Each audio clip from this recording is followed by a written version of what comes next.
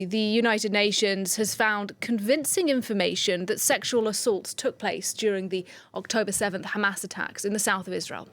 The report went on to say that there are grounds to suspect the hostages held in Gaza have also been subject to sexual violence.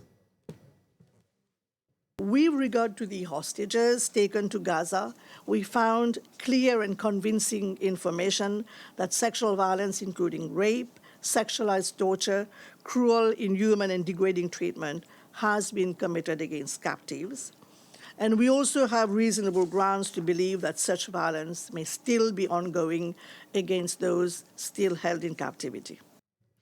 Well, let's cross live to Jerusalem on the programme now. Andrew Hilliar is our reporter covering developments for us. Andrew, what can you tell us, first of all, about these latest UN findings?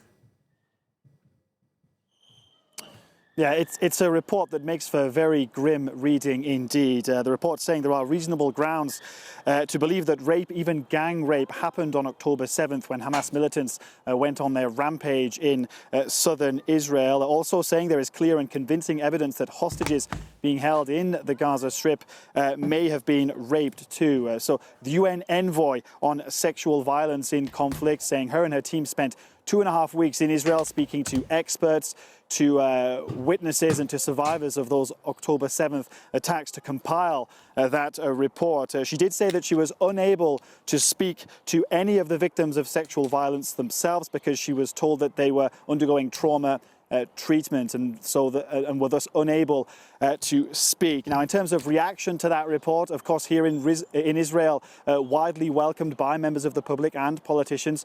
However, some people accusing the UN of dragging its feet on taking seriously these claims of sexual violence. That's the case of Israel's UN ambassador, who said that the UN had taken too long to investigate those allegations of sexual violence. Of course, a claim flatly denied by the UN.